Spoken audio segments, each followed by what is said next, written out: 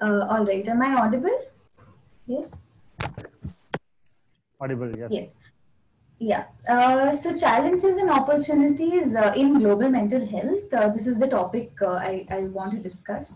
And before we go into what the topic is, I think we need to go back and understand what or define what mental health and what global mental health is. It is an international perspective on different aspects of mental health, and its priority is to achieve or improve mental health and achieve equity in mental health for people worldwide. So there is a gap in probably in when you're looking at different countries, developed countries, underdeveloped countries. We do not have the equal opportunities or equal treatment plans. So there is definitely a treatment gap in different countries. So the global mental health looks at reducing and creating equity in mental health for people all over the world. And defining mental health itself becomes very important. So going by the World Health Organization definition, it's a state of well-being when an individual is able to cope with normal stress, and he's productive, and at the same time he's able to contribute to the community. So why does mental health become an important topic for discussion during this time? Because as we know, or as we are facing, it's an extraordinary situation. It's a pandemic where people are normally exposed to an uncertain situation.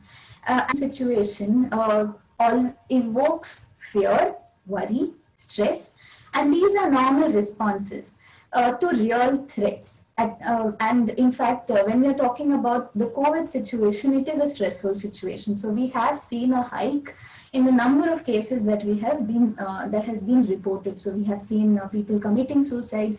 We have seen a lot of hike in the number of depressed cases. We are seeing anxiety as also another form of stress evoking response, right? So it is normal and it's understandable that people are experiencing fear in the context of COVID-19 pandemic, and which is why it is an essential topic for us to understand what mental health is and how we could and to understand what are the challenges, and for us, how do we cope with these situations. And even before COVID-19, what do we can we look at the situation globally, and we look at the mental health conditions before COVID, and probably we'll also look at the mental health conditions after COVID. So before, we have seen that globally there are about 264 million people in the world coming out with depression. Now, these are cases that get reported, and a lot of cases do not get reported. As a mental health practitioner, we understand that the stigma is so much high that either people, and also that there is a lack of awareness. So keeping the statistics in place, we also understand that there are cases that go unreported or undiagnosed. And looking at the disparity, there's about one mental health professional for about 10,000 people. So there is a huge disparity in the number of mental health professionals itself. And when you're looking at the mortality rate of people suffering from severe mental health, so due to different conditions, it could be lack of diagnosis, it could right diagnosis, or it could be lack of treatment, that that about 10 to 20 years earlier than a normal that, for example, if a mortality rate of a general population is about 60 years, the mortality rate for a mentally ill person would be 10 to 20 years lesser than that. So these are the situations or the conditions that existed even before the COVID-19 situation. So what are the existing challenges during the time of COVID, and which will seem to exist, and probably how we can tackle it? Now there is, like I had mentioned, there is definitely a challenge or a challenge for us to increase the human resource. So there is lack of human resource, and our challenge is to increase it. And there is a lot of stigma that we see that is so much innate in different cultures that probably diagnosing or even approaching another person or talking about mental health is highly stigmatized. So somebody coming out and freely speaking about depression or anxiety is highly stigmatized. Of course, it's different from culture to culture. I wouldn't say that definitely exists even globally and also locally. And there is a mental health treatment gap, and there's lack of access to high quality mental health services. Now, these are the challenges that we are facing. Now, when we talk about probably we have to explain what are the different I'll explain what are the challenges one by one. Like I told you, stigma is identified to be the most significant barrier, which reduces even a person approaching for treatment, which is why the treatment gap is so high globally. So the stigma feeds in a negative spiral, and people who are suffering from severe mental health to common mental health issues do not approach a mental health professional, or who are seeking treatment or drop out. So the attrition rate is definitely very high when there is high stigma around mental health. And human resource shortages, like we discussed earlier, there is about one mental health professional for 10,000 people. So there is nothing and there is a dearth of credential. I mean, this specifically when we look at skilled professionals, there's definitely a need, or there is a shortage of people who are trained in mental health, and there needs to be a system that needs to be created to increase this lack and increase the human resource, definitely cutting down the shortage. So right now we can't look at, and right now there isn't a system that which is increasing or looking at increasing the or filling up this void.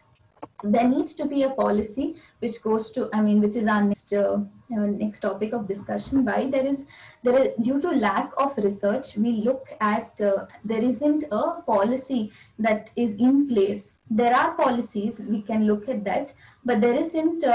Even after the COVID situation, what are the policy changes that we are looking at?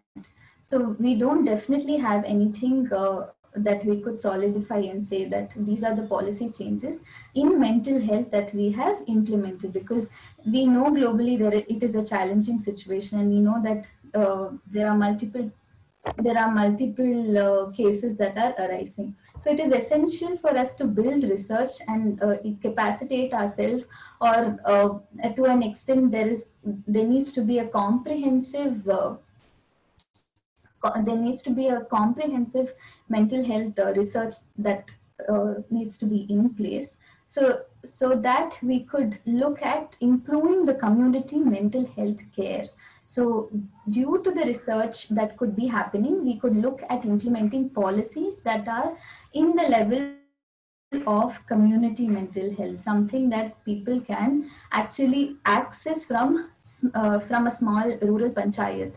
So we could look at improvising. The taluk, the district hospitals, and implementing the mental health professionals in those district hospitals itself. So these are the changes that we could, because there is a lack of research. We see that there is also lack of policies, and for the policies to be changing, we need to we need to definitely increase the research. And like I said, uh, there needs to be people handling the mental health issues from the very local places, like from district to rural, from panchayat to to rurals, to tribal areas itself. What is the current scenario that we are, in the current scenario, what are the few studies that have come up, and what is it telling us? So there was a survey conducted by John Hopkins School of Public Health during the COVID situation, and they have understood that about 3.9% they have understood that uh,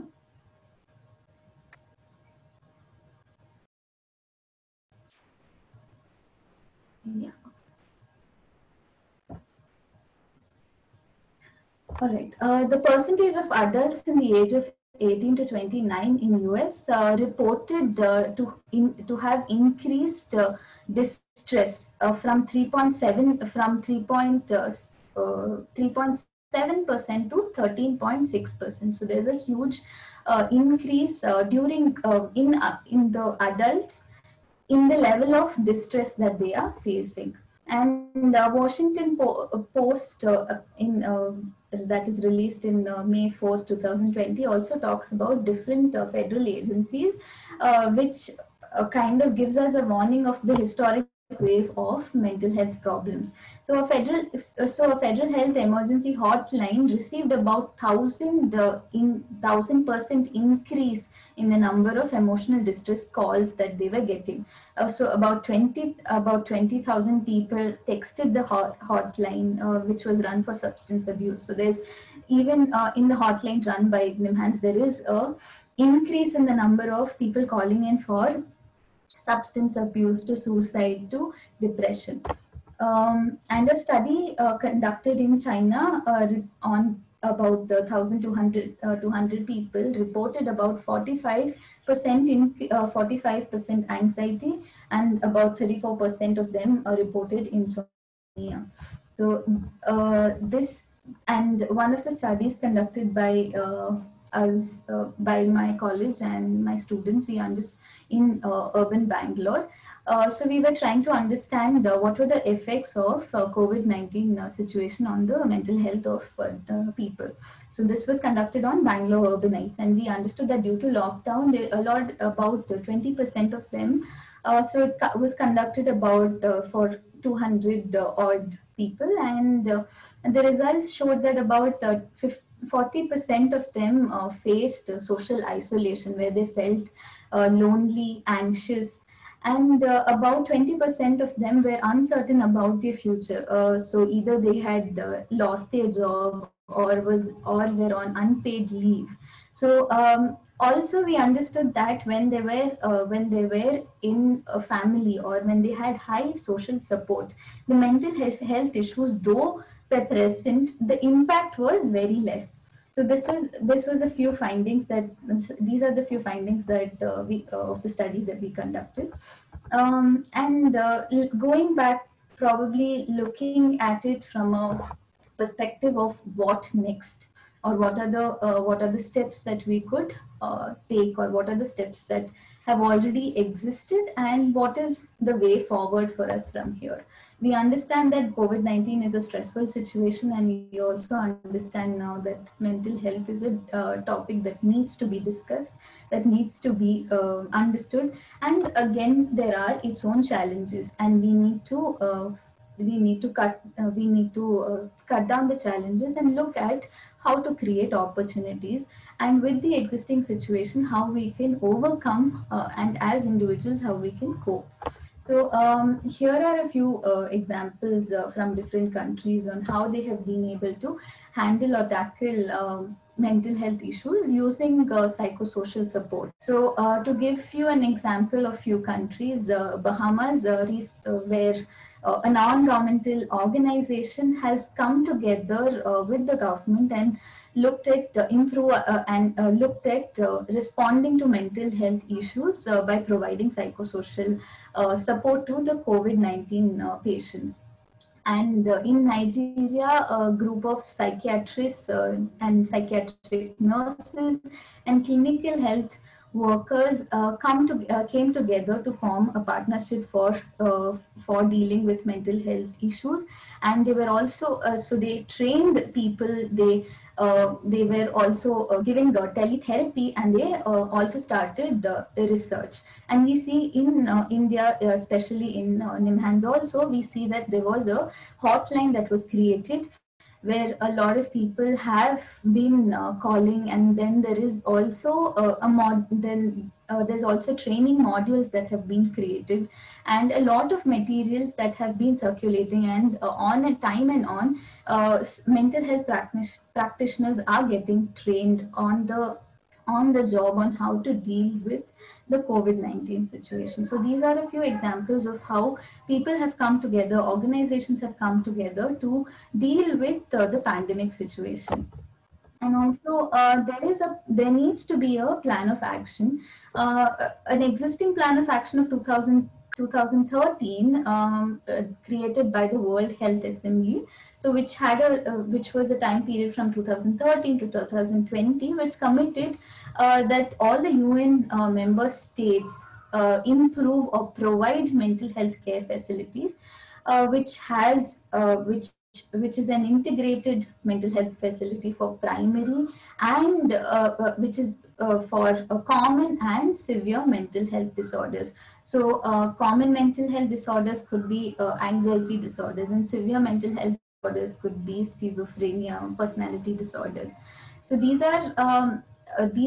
variations I'm quoting from the DSM-TR and the ICD-10, which is globally considered as text for treating different mental disorders and categorizing different mental disorders. So these states actually committed in transforming the community-based primary mental health care facilities, where they could where they could give awareness, where they could promote mental health disorders, and they could also treat. So these are the few plan of actions that was created, and we need to work towards building it more stronger, because as we understand, it's a time for us to come and work together. And as individuals, what can we do that constructively we can cope with the situation? So there are a few mindfulness techniques that we could implement in our life, like being present being present to the situation, understanding what understanding what is actually causing the fear and tackling it, and logically being able to refute the fear that is unnecessary. Okay, and avoiding probably a fear inducing program, like we understand that certain television shows or social media handles, and any other like a WhatsApp forward, are most of them could, or like most fake news could be so troubling that it causes high amount of anxiety. So it's necessary for us to be very conscious about it, and take in information that is highly reliable, or probably keep ourselves busy with probably like simple daily activities or hobbies that we have, you can inculcate or rediscover your own interests and hobbies that you had been practicing maybe in your earlier years. So these are the few things, like practicing gratitude, being present to the situation, avoiding fear inducing programs, and being more connected to your social circle. Like I told you, one of our studies have actually proved that, so being close to your family, or being close to your social circle increases or decreases your chances, or decreases the impact of depression, or decrease the impact of anxiety.